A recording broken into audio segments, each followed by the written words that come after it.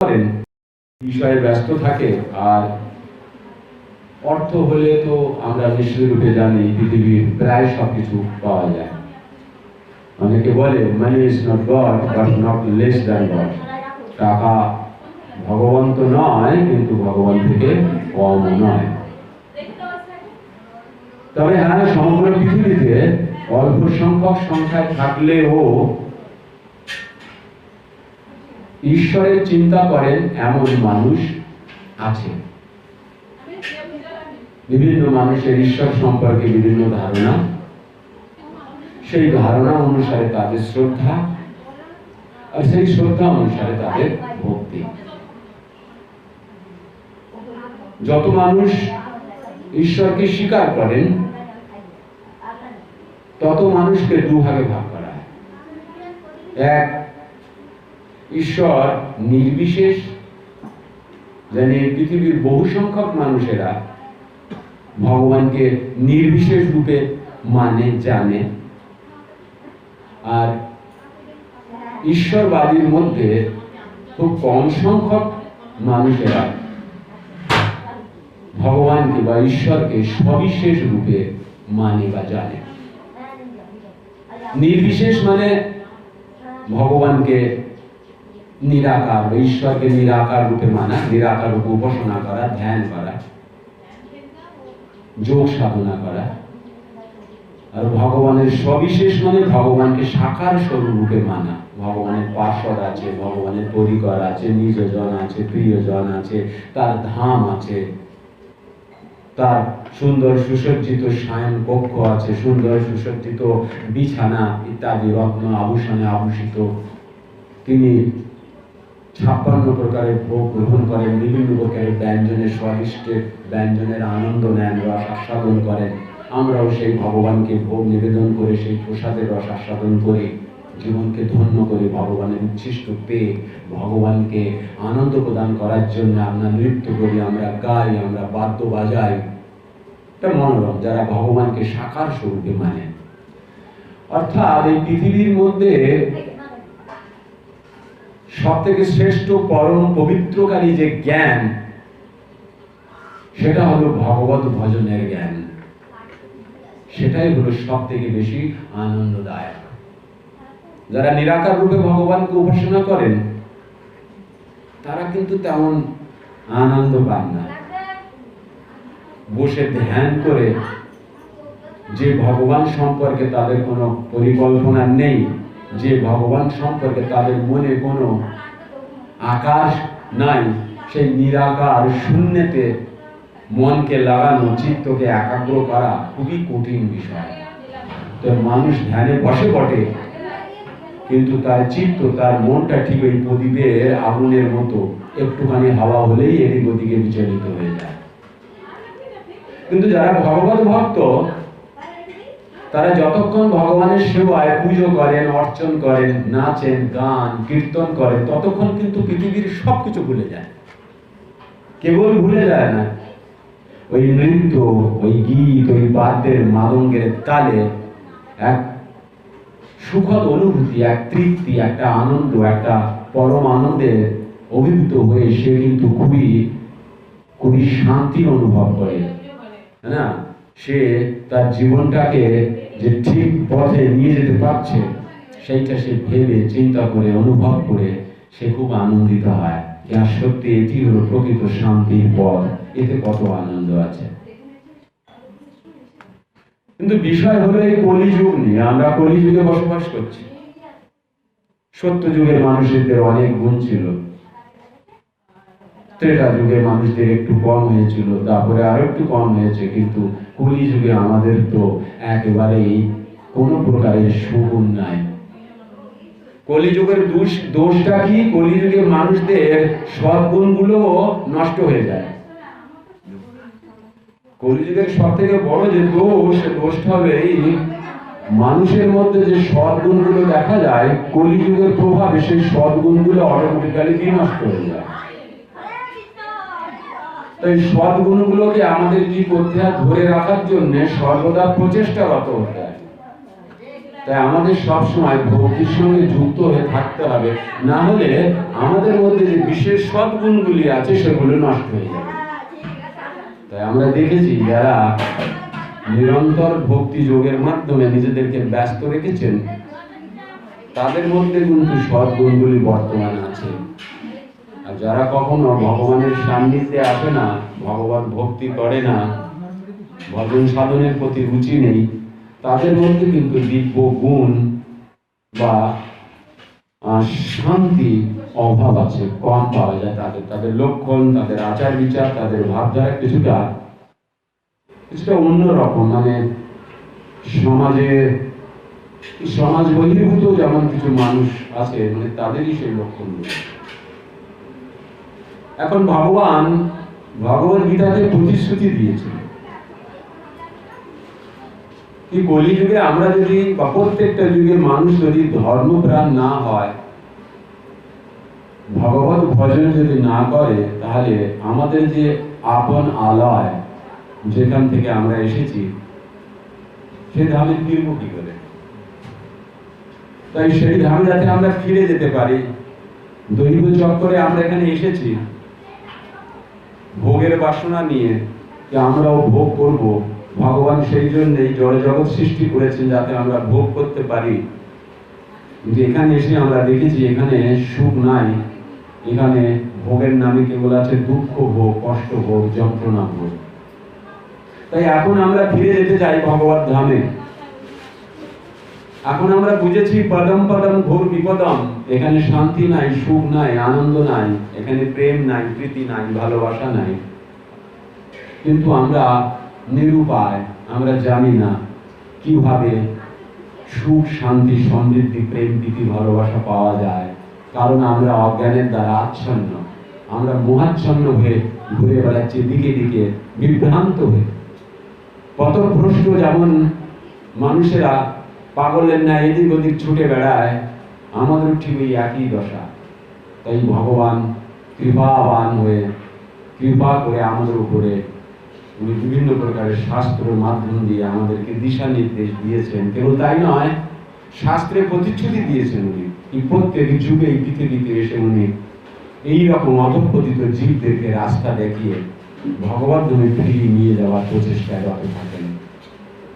কিন্তু ভগবান যে এত নিয়ম, এত নীতি, এত নির্দেশ প্রত্যেক যুগে আমাদেরকে দিয়েছেন, সত্য যুগে, ত্রেতায়, দাপরে, কলি যুগে বিভিন্ন প্রকারের শাস্ত্র গ্রন্থ, 4 খানা বেদ, 18 খানা পুরাণ, 108টা উপনিষদ, বেদান্ত সূত্র, বেদান্ত ভাষ্য, গ্রন্থরাজ ভাগবত, রামায়ণ, মহাভারত, গীতা, উপদেশ অমৃত, ভক্তি রসামৃত সিন্ধু, চৈতন্য চরিতামৃত, চৈতন্য মঙ্গল, চৈতন্য ভাগবত, কত কি গ্রন্থ আমাদেরকে দিয়েছে। সব গ্রন্থেরই একটাই উদ্দেশ্য কি, হে বদ্ধ জীব, হে দুর্ভোগ কারী, দুঃখ যন্ত্রণা ভোগকারী বদ্ধ জীব, তোমরা কি সুখ চাও, শান্তি চাও, প্রীতি চাও, প্রেম চাও, ভালোবাসা চাও? তাহলে তোমাদের শাস্ত্র নির্দেশিত এই বিশেষ পথগুলো অবলম্বন করতে হবে, তাহলে তোমরা পারবে। এত পথ, এত কিছু, এত রাস্তা, কিন্তু তবুও আমাদের শান্তি নেই, তবুও কিন্তু আমরা কোথাও প্রেম, প্রীতি, ভালোবাসা পাচ্ছি না, তবুও কিন্তু আমাদের সুখ নেই। কেন? এখানে প্রশ্ন হলো কেন? ভগবান কি কোনো ত্রুটি করেছে আমাদের জন্য? আমরা কারা? আমরা ভগবানের সন্তান। তাই যেহেতু বাবার একটা কর্তব্য থাকে সন্তানদের প্রতি, বাবা কিন্তু সে কর্তব্য নির্বাহ করেছে ভগবত ধামে ফিরে যাওয়ার জন্য, যেন কেন প্রকারে না, তাই না? তস্মাৎ কেন অপি উপায়ে না মনা কৃষ্ণ নিবেশ হয়। আচার্যগণেরা, সাধু সন্তরা, ঋষি মুনিরা, তারাও আমাদেরকে অনুনয় করছে, বিনয় করছে, করজোড়ে প্রার্থনা করছে, হে বদ্ধ মানুষ, হে বদ্ধ জীব, যেন কেন উপায় না, কোনো না কোনো উপায় করে তুমি তোমার মনকে ভগবানের চরণে নিবেশ করো, স্থির করো। কিন্তু আমরা পাচ্ছি না। আমরা পাচ্ছি না কেন? কি হয়েছে? আমরা কেন পাচ্ছি না? আমরা সেই ছোটবেলা থেকে অনেক প্রকারের ভগবত কথার সঙ্গে জড়িত আছি, যেমন পদাবলী কীর্তন, তরজা গান, বাউল, বিভিন্ন প্রকারের ভজন কীর্তনের মাধ্যমে, বিভিন্ন ভাগবত কথাতে বিভিন্ন প্রকারের শাস্ত্র অধ্যয়ন করছি, কিন্তু দুর্ভাগ্য আমরা ভক্তিপথে অগ্রসর হতে পারছি না। আমরা এমনকি আমাদের যে ইচ্ছা, আমাদের যে খাদ্যদ্রব্য, খাদ্যবস্তু, আমাদের যে আহার প্রত্যাহার, ধ্যান ধারণা ইত্যাদি যা কিছু আছে, সেগুলো কিন্তু আমরা পরিবর্তন করার শক্তি বা সামর্থ্য উৎপন্ন করতে পারছি না। কেন? কেন আমরা একটা সুষ্ঠু, একটা সম্পূর্ণ ভক্ত রূপে পরিগণিত হতে পারছি না? অর্থাৎ ভক্তি জীবনকে সম্পূর্ণরূপে আকৃষ্ট হয়ে বা আগলে ধরতে পারছি না কেন? এটাই হলো আজকের ভাগবত কথার বিশেষ মূল বক্তব্য এবং উদ্দেশ্য। সেটা আমরা আজ জানব। আমরা যারা প্রত্যেক সপ্তাহে একদিনে ভগবত গীতা অনুশীলন করি,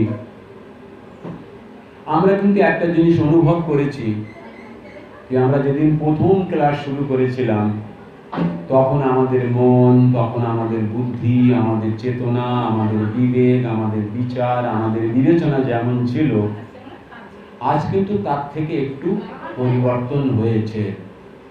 যারা ক্লাস করে তারা এটা স্বীকার করে, অধিকাংশ প্রায় প্রত্যেকেই কথাটা স্বীকার করে। তাহলে এর দ্বারা আমরা একটা জিনিস যেটা জানতে পারছি, সেটা হলো এই ভগবানের মুখনিঃসৃত বাণী অর্থাৎ শ্রীমদ্ ভগবদ গীতা মধ্যে দিব্য শক্তি আছে। আমরা কেবল ভগবানের মুখনিঃসৃত সেই বাণী অর্জুনের উপদেশ রূপে শ্রবণ কীর্তনের মাধ্যমে কিন্তু আমাদের যে জড়জাগতিক কার্যকলাপ ছিল, সেইগুলো কিন্তু ধীরে ধীরে পরিবর্তন হচ্ছে। এর দ্বারা কি বোঝা যায়? কি শাস্ত্রে যে কথা বলেছে যে দিব্য জ্ঞান হলো সব থেকে পবিত্রকারী বিষয় এই পৃথিবীতে। তাই আমরা অবিদ্যায় আচ্ছন্ন হয়ে আছি।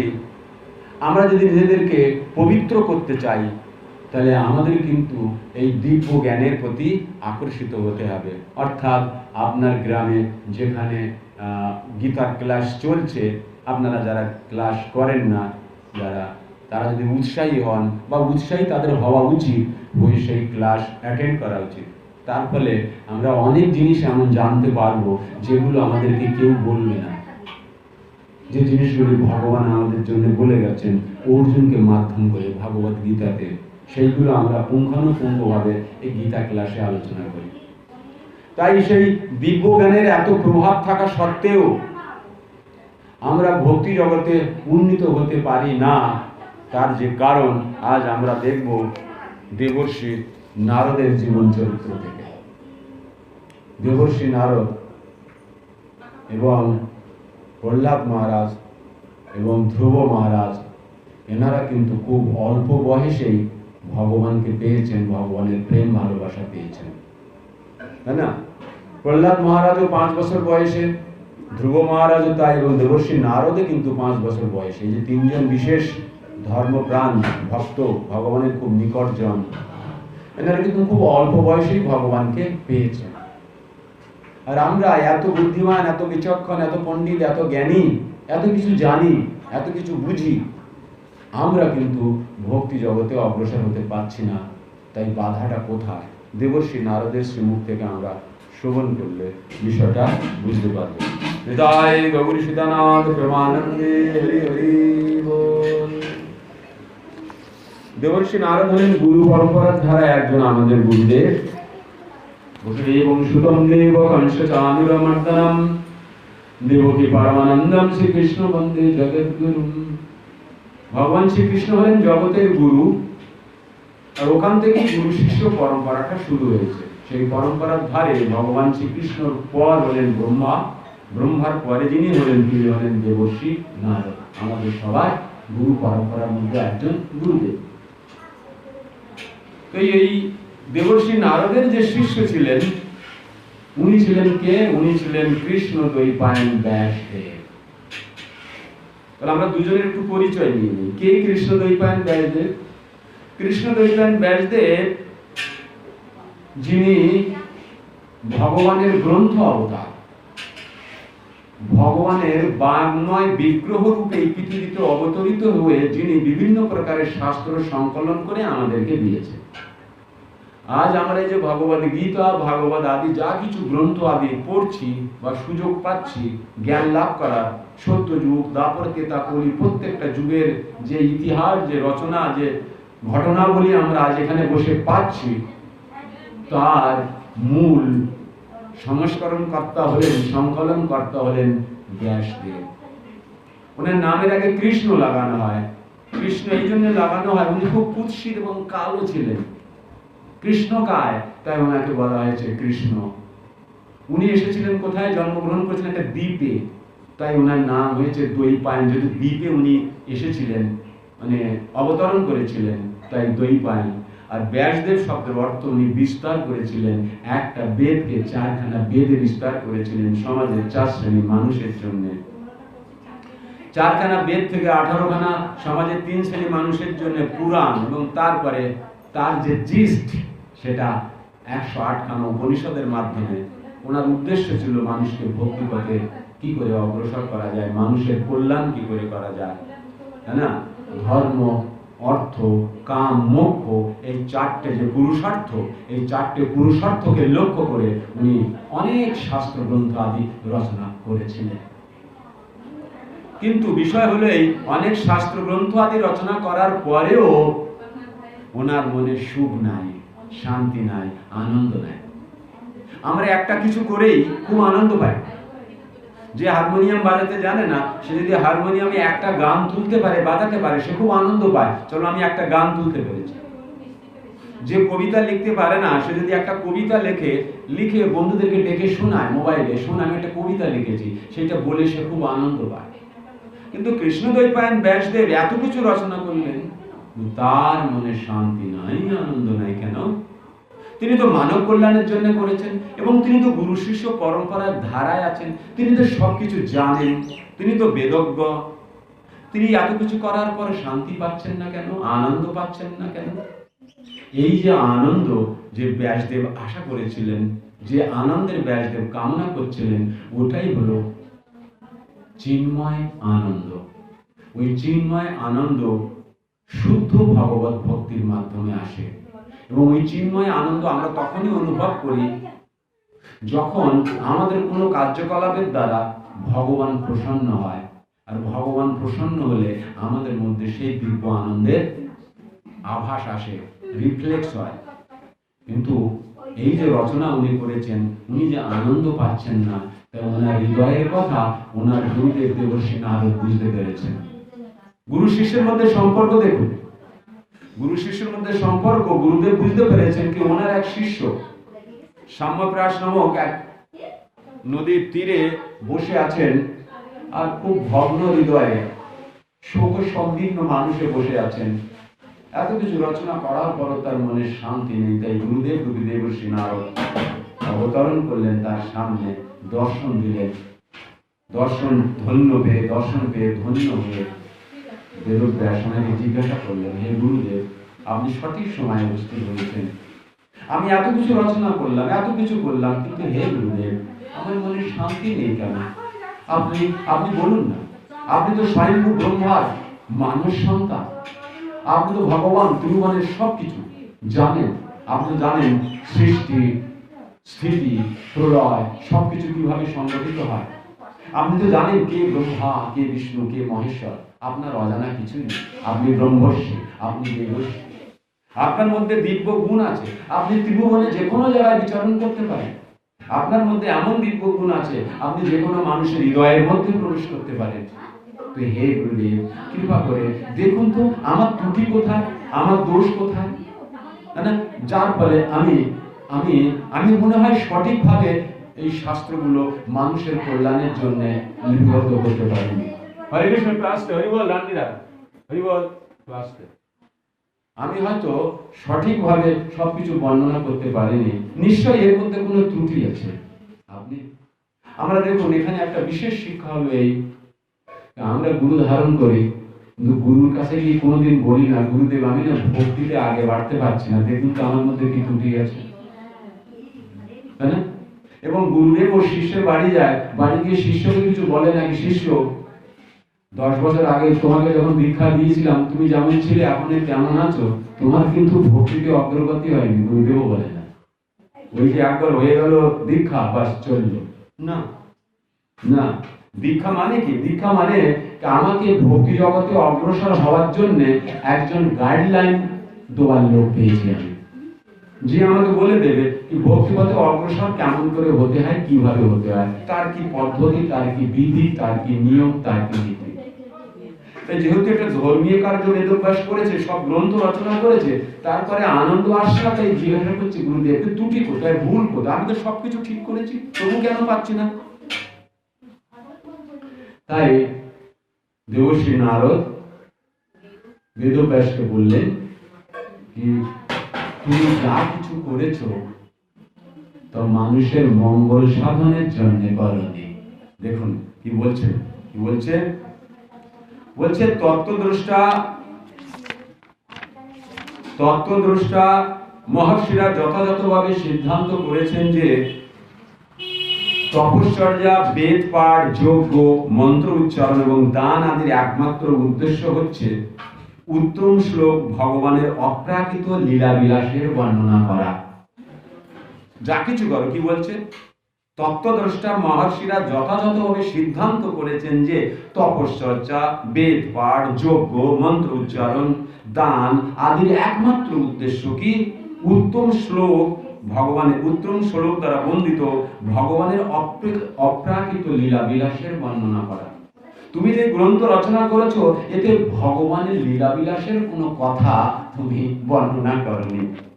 তাই যে গ্রন্থে ভগবানের ভক্তের লীলা বিলাসের কথা থাকে না, ভক্ত ভগবানের প্রেম ভক্তির কথা থাকে না, সেটাকে শাস্ত্র গ্রন্থ বলা হয় না, সে মাত্র কিতাব বা বই। তাই তুমি মানুষকে তোমার রচনার মাধ্যম দিয়ে তার হৃদয়ের আনন্দ উৎফুল্লিত করার জন্য কোনো ব্যবস্থা তুমি করতে পারোনি। হে মুনিবর, তুমি ধ্যানস্থ হও, তুমি ধ্যান হয়ে নিজেকে ভগবানের সঙ্গে একাত্মভূত করো, করে ভগবানের কাছ থেকে জেনে নাও কি ভগবানের দিব্য লীলা কিভাবে রচনা করা যায়। অর্থাৎ ভগবানই জানে তার ভক্তদের সঙ্গে কি কি লীলা করেছেন। তাই তুমি ধ্যানের মাধ্যমে যদি ভগবানকে প্রসন্ন করে ভগবানের সঙ্গে একাত্মভূত হয়ে কৃপা প্রার্থনা করো, তাহলে ভগবানের কৃপায় তুমি ভগবানের দিব্য লীলা সম্পর্কে লিপিবদ্ধ করা, শাস্ত্রগ্রন্থ রচনা করার যোগ্যতা অর্জন করবে এবং তখন তুমি লিখতে পারবে। অর্থাৎ ভগবানের শক্তি ছাড়া ভগবানের কোনো কিছু লেখা অসম্ভব, সেই কথাই নির্দেশ দিলেন দেবর্ষি নারদ। ব্যাসদেব সেই কথা শ্রবণ করলেন, শ্রবণ করে ব্যাসদেবের মধ্যে আগ্রহ জাগলো কি গুরুদেব ত্রিভুবনে বিচরণ করে বেড়ায়, প্রত্যেকের হৃদয়ের মধ্যে প্রবেশ করে, গুরুদেব এটা কি করে করতে পারলো? তাহলে গুরুদেব ভক্তি জগতে কি করে প্রবেশ করেছে, গুরুদেব আগে কি ছিলেন, কিভাবে দেবর্ষি রূপে জন্মগ্রহণ করলেন, তার মধ্যে এই জিজ্ঞাসা এসেছে। তাই জিজ্ঞাসা করছে কি হে গুরুদেব, আপনি যদি আপনার সম্পর্কে কিছু বলেন, কি আপনি তো পূর্বজন্মে শুনেছি দাসী পুত্র ছিলেন, কিন্তু আপনি কি করে এরকম দেবর্ষি নারদ রূপে মানে এমন ভগবানের প্রীতিভাজন হয়ে এত গুণ সম্পন্ন হয়ে ত্রিভুবনের মানুষদের মঙ্গল সাধন করছেন, যদি আপনার সম্পর্কে কিছু বলেন। তখন দেবর্ষি নারদ নিজের সম্পর্কে কিছু বলা শুরু করলেন। দেবর্ষি নারদ কি বললেন, হে মুনিবর, পূর্ব কল্পে, মানে এই কল্পে নয়, পূর্ব কল্পে আমি বেদজ্ঞ ঋষিদের পরিচর্যারত এক দাসীর পুত্র রূপে জন্মগ্রহণ করেছিলাম। বর্ষাকালের 4টি মাসে তারা যখন একত্রে বসবাস করছিলেন তখন আমি তাদের সেবায় নিযুক্ত ছিলাম। দেবর্ষি নারদ পরিচয় দিচ্ছে, এখন উনি নারদ, কিন্তু দেবর্ষি নারদ আগের জন্মের কথা বলছে। পূর্বকালে উনি কি ছিলেন, একটা দাসীর ছেলে ছিলেন, বাবা ছিল না, কেবল মা আর উনি। তো মা লোকের বাড়ি কাজ করতেন, আর কি কাজ করতেন, গাভী দহন করা, তাদের বাড়ির কাজকর্ম যা কিছু। কিন্তু বর্ষাকালে যে 4টে মাস হয়, চতুর্মাস, যেটা আমরা পালন করি, সেই চাতুর্মাসের সময় বেদজ্ঞ ঋষিরা উপস্থিত হয়েছিলেন দেবর্ষি নারদের বাড়ির পাশে এক আশ্রমে। সেখানে 4 মাস সেই বেদজ্ঞ ঋষিরা অবস্থান করছিলেন। দেবর্ষী নারদের মা সেই ঋষিদের সেবা করছিলেন এবং দেবর্ষী নারদও তাঁর সেবা করছিলেন। তাই তাদের সম্পর্কে বলছি। যদিও তারা ছিলেন সমদর্শী, তারা চারজন ঋষি, মানে চতুষ্ষণ, সনক, সনন্দন, সনকার, সনত কুমার, ব্রহ্মার এই যে চারটে সন্তান, এরাই ওই দেবর্ষী নারদের বাড়ির পাশে আশ্রমে উপস্থিত হয়েছিলেন। বর্ষাকালে যে ঋষি মুনিরা হয়, ওনারা বিভিন্ন জায়গায় ঘুরে ঘুরে প্রচার করে না, ওনারা এক জায়গায় স্থিত হয়ে সেখানেই প্রচার করে। কারণ বর্ষাকালে ঘুরে প্রচার করতে গেলে অনেক অসুবিধা হয় এবং গৃহস্থরা তাদের বিভিন্ন চাষবাসের কাজে ব্যস্ত থাকে, তাই প্রচারটা ঠিকভাবে হয় না। তাই ওনারা এক জায়গায় স্থিত হয়ে প্রচার করেন। সেইখানেই 4 মাসের জন্য এই 4 জন বিশেষ ঋষি স্থিত হয়েছে। বেদজ্ঞ মুনিরা তাদের অহেতুকী করুণার প্রভাবে আমাকে আশীর্বাদ করেছিলেন। যদিও আমি তখন ছিলাম একটি বালক মাত্র, কিন্তু তবু আমি ছিলাম সংযত। দেখুন, ভগবানের বা গুরুদেবের বা কোনো মহর্ষি বা সাধু সন্তদের কৃপা পেতে গেলে কি কি বিষয় প্রয়োজন, সে স্বয়ং দেবর্ষী নারদ নিজের মুখে বলছেন কি তাদের অহেতুকী করুণার প্রভাবে। অহেতুকী মানে আমি যোগ্য ছিলাম না, তাই না? আমি এরকম যোগ্য ছিলাম না তাদের কৃপা লাভের, কিন্তু তারা অহেতুকী ভাবে আমার উপর কৃপা করেছিলেন, তাই না? এবং আমাকে আশীর্বাদ করেছিলেন। যদিও আমি ছিলাম তখন একটা ছোট্ট বালক মাত্র, কিন্তু আমি ছিলাম সংযত, 5 বছরের বালক। তা আমি ছিলাম সংযত এবং সব রকম শিশুসুলভ খেলাধুলার প্রতি উদাসীন। অন্যান্য বাচ্চাদের মধ্যে খেলাধুলার মত থাকতো না। আর কি বলছেন, তদুপরি আমি দুরন্ত ছিলাম না, কথা শোনে না, দুরন্ত দিতেই হবে আমাকে জীব, এইরকম ছিলাম না। এবং আমি প্রয়োজনের অতিরিক্ত কথা বলতাম না, কথাও খুব কম বলতাম। তারপরে কি বলছেন, একবার কেবল আমি অনুমতি গ্রহণ পূর্বক তাদের উচ্ছিষ্ট গ্রহণ করেছিলাম। তাদের এইটুকু, ওই যে 4 জন ঋষি ওনারা যে প্রসাদ পেয়েছিলেন, প্রসাদ পেয়ে পাতা ফেলে দিয়েছিলেন, সেই ফেলে দেওয়া পাতা নিয়ে উনি চাটতে পারতেন, কিন্তু সেটাও গ্রহণ করার জন্য আগে অনুমতি নিয়েছিলেন যে আপনি যে উচ্ছিষ্ট পাতা ফেলে দিয়েছেন, ওই পাতা থেকে আপনার একটু উচ্ছিষ্ট গ্রহণ করবেন। তাই এই ঋষিদের অনুমতি নিয়ে ওনারা কি করেছিলেন, ওই উচ্ছিষ্ট গ্রহণ করেছিলেন এবং তার ফলে আমার সমস্ত পাপ তৎক্ষণাৎ বিদূরিত হয়েছিল। এই যে সাধুদের উচ্ছিষ্ট গ্রহণ করার ফলে কি হয়, কেন সাধুলতার উচ্ছিষ্ট দেয় না, কেন সাধুলতার চরণধুলি দেয় না? এই জন্য দেয় না কি সাধুর চরণধুলি নিয়ে আমি করব কি? সাধুর চরণধুলি নিয়ে, এই যে ইনি সাধুর উচ্ছিষ্ট গ্রহণ করলেন, করার পর কি বললেন কি আমি সাধুর উচ্ছিষ্ট গ্রহণ অনুমতিপূর্বক তাদের উচ্ছিষ্ট গ্রহণ করেছিলাম এবং তার ফলে আমার সমস্ত পাপ তৎক্ষণাৎ বিদূরিত হয়েছে। ওই প্রসাদ পাওয়ার সঙ্গে সঙ্গে সমস্ত পাপ বিদূরিত হয়েছে। কিন্তু অনেক মানুষ কি করে, পাপ বিদূরিত হয়ে গেল সে আবার পাপ করছে। তার ওই যে সাধু দিল ওনার উচ্ছিষ্ট, ওনার সম্মান রক্ষা হলো না, তাই না? আমরা অনেক সময় কি করি, সাধু চরণ ধুলি নেওয়ার চেষ্টা করি। সাধু চরণ ধুলি দিল মানে কি, সাধুর মধ্যে যে দিব্য গুণ তোমাকে দিয়ে দিল, কিন্তু তুমি চরণ ধুলি নেওয়ার পরে আবার তোমার ইচ্ছা মতো কার্যকলাপ করলে, বেকার হয়ে গেল চরণ ধুলি দেওয়া। ঠিক মনে করুন আপনার কাছে আপনার নাতি এসেছে, তাকে আপনি নাতি বলে 500 টাকার নোট বের করে দিলেন, আর নাতি কি করলো, টাকাটা ছেড়ে ফেলে দিল, তার লাভটা কি হলো? হরে কৃষ্ণ, কেন ডিস্টার্ব করছেন আপনি? হরি বল, একটা বোতল দিয়ে দেন, গ্লাস করে জল খাওয়াচ্ছে পাঠের সময়, একটা বোতল দিয়ে, একটা গ্লাস বোতল দিয়ে দেন, জল দিয়ে দেন, তাই না? হরি বল, হরে কৃষ্ণ। তার ফলে আমার হৃদয় নির্মল হয়, সমস্ত প্রকারের পাপ দূরীভূত হয়ে গেছে। বলছে তার ফলে আমার হৃদয় নির্মল হয় এবং সেই সময় পরমার্থবাদীদের আচরণে আমি আকৃষ্ট হই। তাদের উচ্ছিষ্ট হয়েছে, উচ্ছিষ্ট হওয়ার পরে সমস্ত প্রকারের পাপ বিদূরিত হয়ে গেছে। পাপ বিদূরিত হয়েছে মানে হৃদয় নির্মল হয়েছে। হৃদয় নির্মল হয়েছে, তখন কি হয়েছে, সাধুদের প্রতি আকৃষ্ট হয়ে গেছে, সাধুদের তখন ভালো লাগছে। দেখুন সূত্রগুলো দেখুন। হে ব্যাসদেব, সেখানে সেই ঋষিরা প্রতিদিন পরমেশ্বর ভগবান শ্রীকৃষ্ণের চিত্ত আকর্ষক কার্যকলাপের লীলা কথা বর্ণনা করতেন। তাদের অনুগ্রহে আমি তা শ্রবণ করতাম বসে। এইভাবে নিবিষ্ট চিত্তে তা শ্রবণ করার ফলে, কেমন ভাবে শ্রবণ করেছে, নিবিষ্ট চিত্তে তা শ্রবণ করার ফলে প্রতি পদে পরমেশ্বর ভগবানের মহিমা শ্রবণে আমার রুচি বৃদ্ধি হয়েছে, আরো বেশি বৃদ্ধি হয়েছে রুচি। হে মহর্ষি, পরমেশ্বর ভগবানের প্রতি রুচি লাভ করা মাত্রই এইভাবে রুচি করতে করতে যখন রুচি সম্পূর্ণরূপে বৃদ্ধি পেয়ে গেছে, মাত্রই ভগবানের মহিমা শ্রবণে আমি স্থির মতি সম্পন্ন হয়ে গেছিলাম। আমার মতি তখন স্থির হয়ে গেছে ভগবানের মহিমা শ্রবণের জন্য। সেই রুচি যত বৃদ্ধি পেতে থাকে ততই আমি বুঝতে পারি যে আমার অজ্ঞানতার ফলে আমাকে স্থূল ও সূক্ষ্ম শরীর গ্রহণ করতে হয়েছে। এই যে শরীর আমাকে গ্রহণ কেন করতে হয়েছে? আমার অজ্ঞানতার ফলে। এটা বুঝতে পারছেন, দেবশ্রী নারদ বুঝতে পেরেছেন। কেননা ভগবান এবং জীব উভয়ই প্রপঞ্চ অতীত, অর্থাৎ ভগবানও শাশ্বত, ভগবানও কি চিরন্তন, আমরাও শাশ্বত, আমরাও চিরন্তন, আমরাও নবীন। ভগবান ছিল, আছেন, থাকবে, আমরাও ছিলাম, আছি, থাকবো, তাই না? ভগবান কি? ভগবানও চিন্ময়, আমরাও চিন্ময়। তো আমরা যদি চিন্ময় হই তাহলে আমরা জড় শরীরের মধ্যে কেন? আমাদের নিজের শরীরের মধ্যে আমরা নেই কেন? সেটা দেবশ্রী নারদ বুঝতে পেরেছিলেন। এইভাবে বর্ষা এবং শরৎ, এই দুটি ঋতুতে সেই মহান ঋষিদের দ্বারা কীর্তিত পরমেশ্বর ভগবান শ্রীহরির কীর্তন শোনার সৌভাগ্য আমার হয়েছিল। ভগবত ভক্তির প্রতি আমার প্রবৃত্তি যখন প্রবাহিত হতে শুরু করলো, তখন রজ ও তম গুণের দ্বারা আবরণ বিদূরিত হয়ে গেল।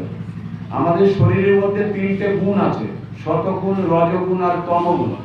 ভগবানের কথা শ্রবণ করতে করতে করতে করতে কি হয়, আমাদের শরীরের মধ্যে থেকে রজ এবং তমগুণ ধীরে ধীরে ধীরে ধীরে ধীরে কম হয়ে যায়।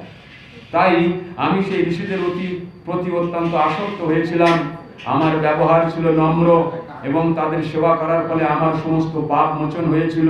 আমার হৃদয়ে তাদের প্রতি গভীর শ্রদ্ধা ছিল। আমি আমার সমস্ত ইন্দ্রিয়গুলিকে সংযত করেছিলাম এবং আমার দেহ মনের দ্বারা আমি অবিচলিতভাবে তাদের আজ্ঞা পালন করেছিলাম। যে ঋষিরা যে নির্দেশ দিয়েছিল অবিচলিতভাবে সেই আজ্ঞা পালন করেছিল। আমরা কিন্তু কারোর আজ্ঞা পালন করি না, তাই না? এটা হলো বিষয়, আমরা শুনি কিন্তু কোনো নির্দেশ বা আদেশকে পালন করি না। তারপরে বলছে, হে দীনবৎসল, সেই ভক্তি বেদান্তরা যখন চলে যাচ্ছিলেন তখন তারা স্বয়ং ভগবান প্রদত্ত পরম গুচ্ছ জ্ঞান আমাকে দান করেছিল। যখন ওনারা চলে যাচ্ছিলেন চারজন, তখন ওই পঞ্চম বর্ষীয় দেবশ্রী নারদকে তারা গুচ্ছতম যে জ্ঞান, যদি কনফিডেন্সিয়াল যে জ্ঞান, অর্থাৎ কানে যে মন্ত্র বা গুরুদেবের যে মন্ত্র, সেই মন্ত্র ওনাকে দিয়েছিলেন।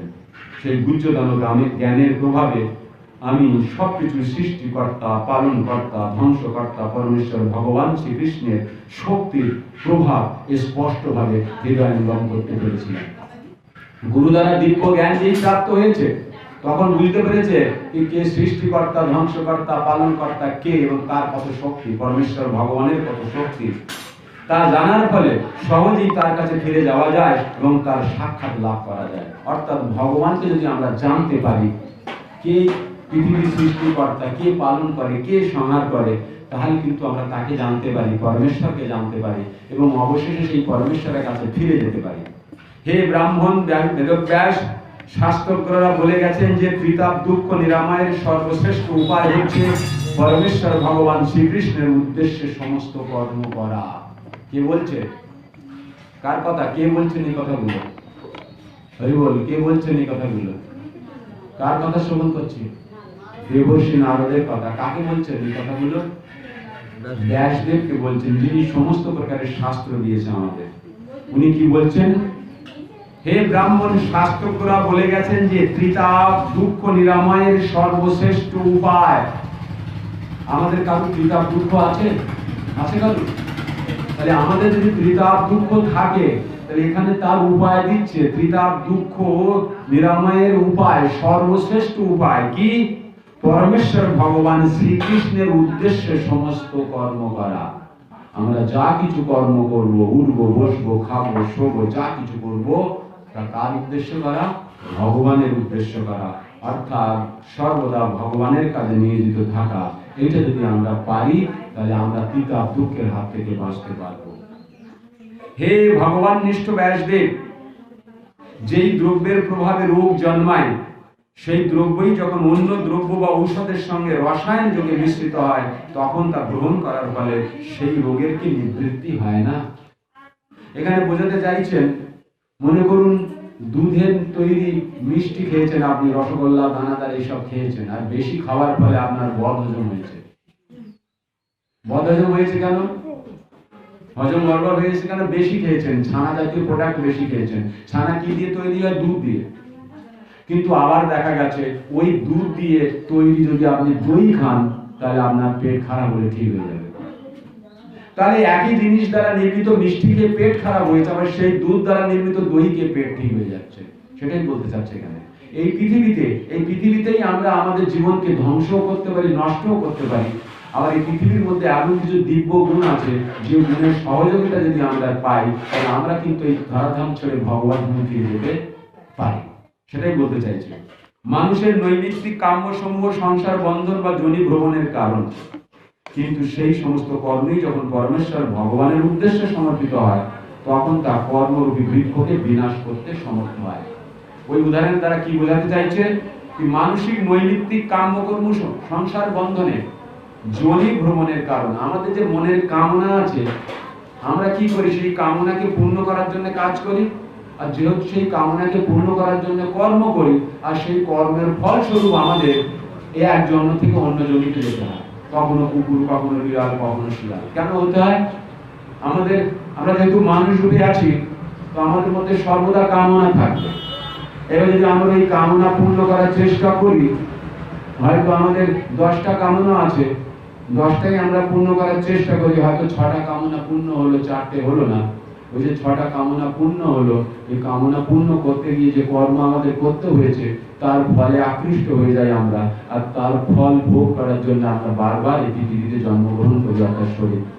তাই এখানে বলতে চাইছে যে আমাদের যে কামনাগুলো আছে, সেই কামনাগুলোর যদি আমরা ভগবানের কামনার দ্বারায় পর্যবসিত করি, ট্রান্সফার করে দেই, ভগবানের কামনাকেই আমরা আমাদের কামনা বলে মেনে নিই, এবং সেই কামনা পরিপূর্ণে যদি আমরা লেগে যাই, তাহলে কিন্তু আমরা আর অন্য যোনি ভ্রমণ করব না, আমরা এই জন্মে ভগবত ধামে ফিরে যেতে পারবো। যেমন মনে করুন, আমার কামনা হচ্ছে আজকের একটু পনিরের তরকারি হলে ভালো হতো। তাহলে আমার কর্তব্য কি? আমি যদি ওই পনিরের তরকারিটা বাজার থেকে পনির কিনে এনে রান্না করে নিজে ডাইরেক্ট পাই, তাহলে কিন্তু তার মধ্যে বন্ধন আছে। কিন্তু আমি যদি ওই পনিরের তরকারিটা বানিয়ে ভগবানকে ভোগ নিবেদন করে তারপরে প্রসাদ পাই, তাহলে কিন্তু এই পনির নিয়ে আসা, রান্না করা, এইসবের মধ্যে যেসব কর্ম বা যা কিছু হয়েছে, সেই কর্মফল কিন্তু আমাকে আর বাঁধবে না। অর্থাৎ ওই যে কর্মটা করেছি, সেটা ভগবানকে সমর্পণ করা হয়ে গেছে, কারণ আমরা ভগবানকে দিয়ে প্রসাদ পাই। তাই যারা ভগবানকে দিয়ে প্রসাদ পায় না, তারা কি খায়? পাপ খায়। আর তারা কে? তারা হলো চোর। কেন চোর? পৃথিবীটা কার? পৃথিবীর মালিক কে? ভগবান। ভগবানের জিনিস ভগবানকে দিয়ে না খেলে, তাই না? পরের দ্রব্য না বলিয়া লইলে চুরি করা হয়। এই দ্রব্যটা কার? ভগবানের। তাই আমরা যদি ভগবানকে না বলে সেই দ্রব্য গ্রহণ করি, তো আমরা চোর। আর পাপ কি করে হয়? প্রত্যেকটা দ্রব্যের সঙ্গে কিছু না কিছু যুক্ত আছে, তাই না? যেমন আপনি একটা বেগুন তুলে নিয়ে আসলেন, বেগুনের মধ্যে হয়তো একটা পোকা ছিল, আপনি কাটার সময় পোকাটা কেটে মারা গেল। ওইটা যদি আপনি প্রত্যক্ষ ভাজা করে খান, তরকারিতে খান, তাহলে আপনার ওই পোকার মারার দায়িত্ব পড়লো, অপরাধ লাগলো। কিন্তু ওইটা যদি আপনি ভগবানকে দিয়ে খেতেন, তাহলে ওই দায়িত্বটা আপনার ঘাড়ে পড়তো না, ওটা ভগবান বুঝে নিত।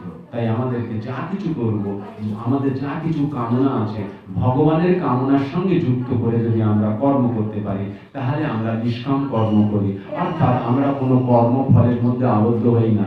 আর কর্মফল যখন আমাদের শূন্য হয়ে যায়, তখন কিন্তু আমরা আর বারবার যোনি ভ্রমণ করি না, তখন আমরা ভগবত ধামে ফিরে যেতে পারি। কত সূক্ষ্ম জ্ঞান দিচ্ছেন দেখুন দেবশ্রী নারদ। এই জীবনে পরমেশ্বর ভগবানের সন্তুষ্টি বিধানের জন্য যে কর্ম করা হয়, তাকে বলা হয় ভক্তি যোগ। কাকে বলে? ভক্তি। ও অনেকে ভক্তি করছে, গুরু ধারণ করেছে, এই করেছে, ওই করেছে, কিন্তু ভগবান দেবশ্রী নারদ কি বলছে? ভক্তি কাকে বলে? এই জীবনে, অর্থাৎ এই জড়জাগতিক মানব শরীরে পরমেশ্বর ভগবানের সন্তুষ্টি বিধানের জন্য যে কর্ম করা হয়, অর্থাৎ ভগবানকে আনন্দ প্রদান করার জন্য যে কর্ম করা হয়, তাকে বলা হয় ভক্তি যোগ। পরমেশ্বর ভগবানের প্রতি প্রেমময়ী সেবাকে বলা হয় ভক্তি যোগ। এবং সব রকমের জ্ঞান তখন আর তার অধীন তত্ত্বরূপ আপনা থেকে প্রকাশিত হয়ে যায়, তাই না? তাহলে আমি যে কাজ করছি, সেই কাজের পিছনে ভগবানের কি আনন্দ হচ্ছে? আজ এখানে কি হয়েছে? আজ একটা বিশেষ অনুষ্ঠান। কিসের অনুষ্ঠান? আমরা সব তীর্থ ভ্রমণে গেছিলাম। তীর্থ ভ্রমণ থেকে আসার পর সাধু সেবা, বৈষ্ণব সেবা দিতে হয়, ভাগবত কথা বলতে হয়, তার এইটা ব্যবস্থা। তাহলে এখানে আমরা ভাগবত কথার আয়োজন করেছি, এখানে ভোগ রন্ধন হচ্ছে, ভগবানকে ভোগ নিবেদন করা হবে, আমরা প্রসাদ পাবো, এখন ভাগবত কথা শ্রবণ করছি, এতে ভগবানের আনন্দ হবে কিনা? আনন্দ নিশ্চয়ই পাবে। এইটা না করে যদি আমরা এখানে ডিজে বাজাতাম আর ডিস্কো করে নাচতাম, তাই না, হিন্দি গান চালিয়ে দিয়ে, বা ওই যে আজকাল বিহারি ভোজপুরি গান, যেটা যে জ্বালায় সেও বোঝে না, যে শুনে তারাও বোঝে না কি বলে গেল, খালি নাচে, ওই গান চালিয়ে আমরা নাচতে পারতাম, তাতে কি ভগবানের আনন্দ হতো? হতো না। তাই আমরা যে কর্মটা করছি ভগবানের আনন্দ সংবিধানের জন্য করছি, ভগবান প্রসন্ন হচ্ছে, এই কর্মটাকে ভক্তি কর্ম বলে। ভক্ত যখন পরমেশ্বর ভগবান শ্রীকৃষ্ণের উপদেশ অনুসারে কর্ম করেন, কার উপদেশ অনুসারে? শ্রীকৃষ্ণ, তাই না? কি বলছে? ভক্ত যখন পরমেশ্বর ভগবান শ্রীকৃষ্ণের উপদেশ অনুসারে কর্ম করে, তখন তিনি পুনঃ পুনঃ শ্রীকৃষ্ণের গুণ ও নাম সমূহ কীর্তন করেন এবং স্মরণ করেন। আমরা আমাদের কি করা উচিত? আমাদের ভগবানের যে নির্দেশ ও উপদেশ অনুসরণ করে কাজ করা উচিত। অর্থাৎ আমাকে এমন গুরুদেব গ্রহণ করতে হবে যে গুরুদেব নিজের কোনো কথা বলবে না, সে গুরুদেব যাই বলবে ভগবানের নির্দেশের আদেশকেই আমাদের বলবে। গুরুদেবের নিজস্ব কোনো কথা থাকে না, তাই না? গুরুদেব কি কথা বলবে? যে কথা ভগবান বলেছে, যে কথা ভক্ত বলেছে, সেই কথাগুলো আমাদেরকে বুঝিয়ে দেবে। এটা হলো গুরুদেবের কাজ, তাই না? সেটাই বলছে। তাই ভগবানকে আমাদের প্রণাম করা উচিত। কি বলে? ওম নমো ভগবতে তুভ্যং বাসুদেবায় ধীমহি প্রদ্যুম্নায় নমো সংকর্ষণায় চ। প্রণাম স্বরূপ হে কৃষ্ণ, আপনি বাসুদেব, সংকর্ষণ, প্রদ্যুম্ন, অনিরুদ্ধ, এই চতুর্গুহাত্মক আপনাকে মনের দ্বারা আমরা সবাই নমস্কার ও ধ্যান করি। এইভাবে বেদব্যাস এবং দেবর্ষি নারদ ভগবানকে প্রণাম করলেন। এইভাবে যিনি আরো কি বলছেন নারদ? এইভাবে যিনি বাসুদেব আদি চার মূর্তির নামাত্মক মন্ত্রের দ্বারা মন্তক্ত চিন্ময় রূপী অথবা প্রকৃত মূর্তিরহিত যজ্ঞেশ্বরকে পূজা করেন, তিনি হচ্ছেন প্রকৃত জ্ঞানবান। এই শ্লোকটা আমাদের মুখস্থ করা উচিত। ওম নমো ভগবতে তুভ্যং বাসুদেবায় ধীমহি প্রদ্যুম্নায় নমো সংকর্ষণায় চ। এতে আমাদের শক্তি সমৃদ্ধি প্রাপ্ত হয়। দেবর্ষি নারদ সে কথা বলছেন। কি বলছেন দেবর্ষি নারদ? আবার শুনি। এইভাবে যিনি বাসুদেব আদি চার মূর্তির নামাত্মক মন্ত্রের দ্বারা মন্ত্রোক্ত চিন্ময় রূপী অথবা প্রাকৃত মূর্তিরহিত যজ্ঞেশ্বরকে পূজা করেন, তিনি হচ্ছেন প্রকৃত জ্ঞানবান। আর কি বলছেন? হে ব্রাহ্মণ, পরমেশ্বর ভগবান শ্রীকৃষ্ণ আমাকে বেদবিদ্ধ জ্ঞান দান করেন এবং তারপর অনিমা আদি দিব্য ঐশ্বর্য দান করেন এবং সেগুলির প্রতি আমার অনাসক্তি দর্শন করে তিনি আমাকে প্রেম প্রদান করেছিলেন। খুব গুরুত্বপূর্ণ বিষয়। হরি বল, হরি কৃষ্ণ। শুনুন, বিষয় ছাড়িয়ে যাবে। কি বলছেন? দেবর্ষি নারদ বলছেন, তারপরে অনিমা লঘিমা আদি দিব্য ঐশ্বর্য দান করে ভগবান। কাকে? দেবর্ষি নারদকে। অনিমা মানে, অনিমা লঘিমা মানে শক্তি, মানে আপনি এত বড় হয়ে যাবেন, এত বিশাল আকার হয়ে যাবেন যোগ শক্তির মাধ্যমে, লোক আশ্চর্য হয়ে যাবে, আপনাকে কেউ ধরতে পারবে না, তুলে নিতে পারবে না। আবার আপনি এত ক্ষুদ্র হয়ে যাবেন কি আপনি একটা ছোট ছিদ্র দিয়ে প্রবেশ করতে পারবেন। এই সব শক্তি দিয়েছে ভগবান। কিন্তু এইসব শক্তি দেওয়ার পরেও যখন দেবর্ষি নারদ তার প্রতি আসক্ত ছিল না, এই দেখে ভগবান তখন তাকে কি করলেন? প্রেম দান করলেন। ভগবান প্রেম তাড়াতাড়ি দেয় না, তাড়াতাড়ি দেয় না ভগবান, সুদুর্লভ। এই যে প্রেম ভক্তি, ভগবানের যে প্রেম ভক্তি, এই প্রেম ভক্তি সুদুর্লভ। সুদুর্লভ মানে মোটেই দিতে চাইবে না ভগবান। যখনই দেখবে কি এই প্রেম ভক্তি পাওয়ার জন্য ছটফট করছে, তখন ভগবান কি দেয়? যোগ, ঐশ্বর্য, ধন সম্পত্তি, সুন্দর স্ত্রী, রমণী, জলজগতের সুখ স্বাচ্ছন্দ্য সব দিয়ে দেয়। ব্যাস। আর অধিকাংশ মানুষের সেই সুখ স্বাচ্ছন্দ্য জড় শক্তিতে অভিভূত হয়ে তেতেই থেকে যায়, প্রেম ভক্তির দিকে যায় না। কিন্তু যেহেতু দেবর্ষি নারদের অনাসক্ত, মানে উনি দেখেছে, ভগবান দেখছে এইদিকের প্রতি কোনো আসক্তি নেই। প্রহ্লাদ মহারাজকে তো ভগবান অনেক কিছু দিতে চাইছিল, বলে বর চাও, বলে না না আমার বরের দরকার নেই। ধ্রুব মহারাজকে অনেক কিছু দিতে চেয়েছিল, বলে আমার বরের দরকার নেই। কেন? কারণ আপনাকে পাওয়ার পরে, হিরে পাওয়ার পরে কেউ কাঁচের চুড়ি চায়?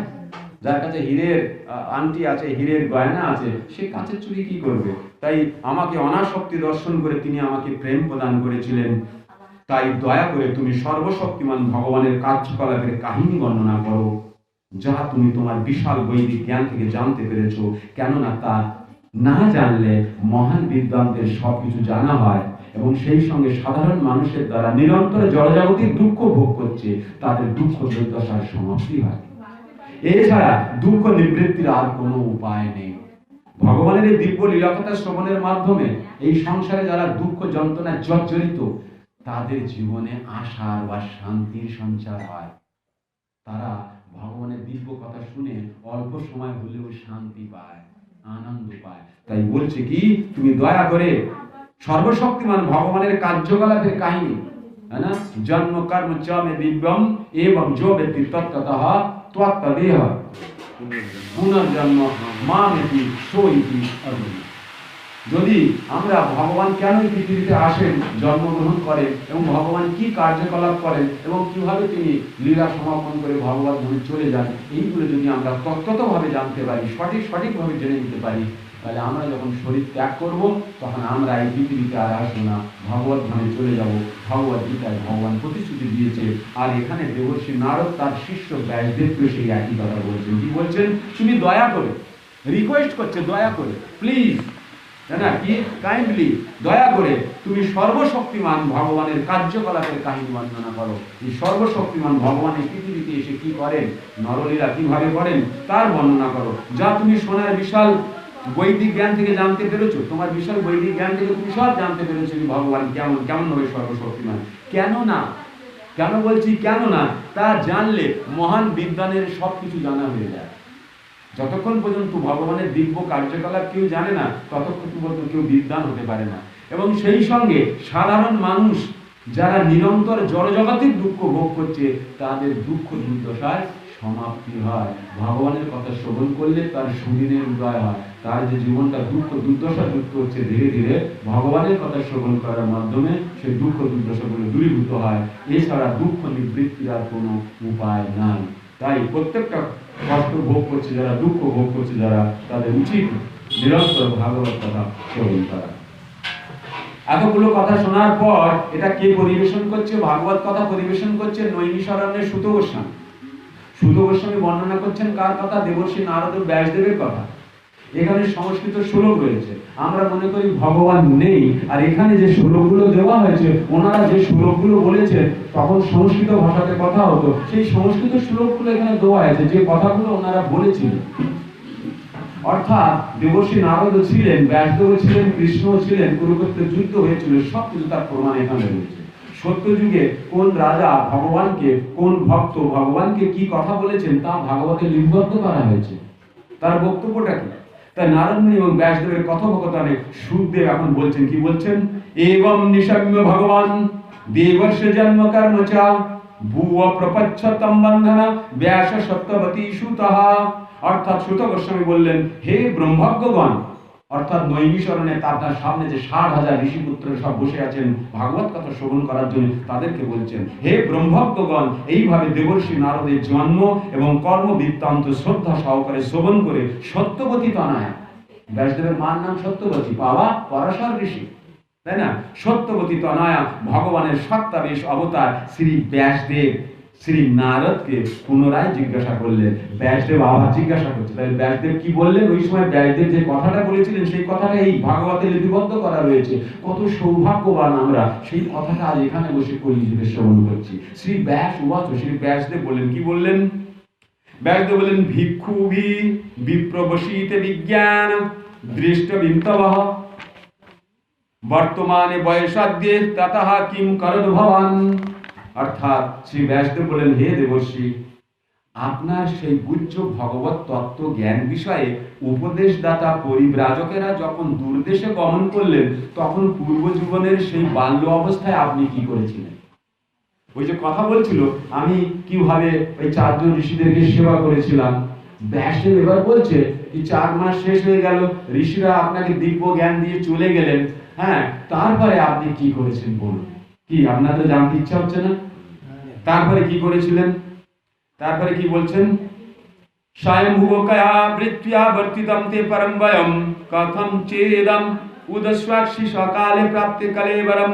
হে ব্রহ্মার পুত্র, ব্যাসদেব বলছে দেবর্ষি নারদকে, হে ব্রহ্মার পুত্র, আপনি দীক্ষা গ্রহণের পরে কিভাবে আপনার জীবন অতিবাহিত করেছিলেন এবং আপনার পূর্বদেহ যথাসময়ে ত্যাগ করার পর কিভাবে আপনি এই দেহ প্রাপ্ত হন। আপনার তো আগে দেহ ছিল, শরীর ছিল দাসী পুত্রের, সেই শরীর ত্যাগ করে এই দিব্য শরীর কি করে পেয়েছেন, যে শরীর নিয়ে সব জায়গায় যাওয়া যায়, এটা কি করে পেলেন? দেখুন কি সুন্দর প্রশ্ন। তারপরে আরো একটা প্রশ্ন করছে, কি প্রশ্ন করছে?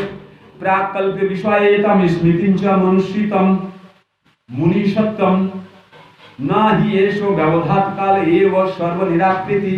হে মহর্ষি, যথা সময়ে কাল সবকিছু বিনাশ করে, তাহলে কিভাবে এই বিষয়বস্তু কালের দ্বারা প্রভাবিত না হয়ে আপনার স্মৃতিকে এখনো উজ্জ্বলভাবে বিরাজ করছে? কি দুর্দান্ত প্রশ্ন, বুঝতে পেরেছেন? আমি গত জন্মে কোথায় ছিলাম আমি জানি? আপনারা কেউ জানেন?